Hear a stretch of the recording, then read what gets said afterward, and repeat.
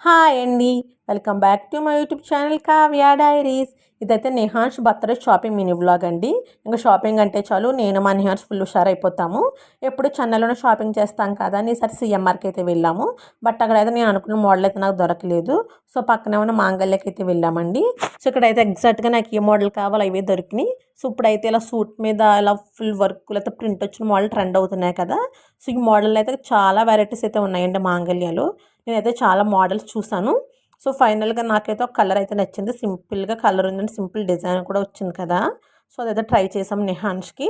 అదైతే నిహాన్స్కి బాగా సెట్ అయింది అనిపించింది. ఈ డ్రెస్ అయితే నిహాన్స్కి చాలా బాగా సెట్ అయిందండి. సో ఈ డ్రెస్ అయితే ఓకే చేసామన్నమాట మేము. ఇంకా నిహాన్స్ బర్త్డే ఈస్టర్ సండే ఒకే రోజు కాబట్టి ఇంకా సండే మార్నింగ్ చర్చ్కి ప్యాంటు షర్ట్ వేద్దామని ఒక ప్యాంటు షర్ట్ తీసుకున్నాను. ఇంకా నైట్ కేక్ కటింగ్ అప్పుడు సూట్ వేద్దామని ఫిక్స్ అయ్యాను అనమాట. అండ్ నిహాన్స్ షాపింగ్ అయితే కంప్లీట్ అయిపోయిందండి. సో నిహాన్స్కి అయితే షూ కావాలంట. సో ఈ షూ అయితే అడుగుతున్నాడు కావాలని. బట్ అది లేడీస్ది, అమ్మాయిలది, నీది కాదని చెప్తుంటే వినట్లేదు. అయినా సరే తెచ్చుకున్న ట్రైల్ వేసాడు.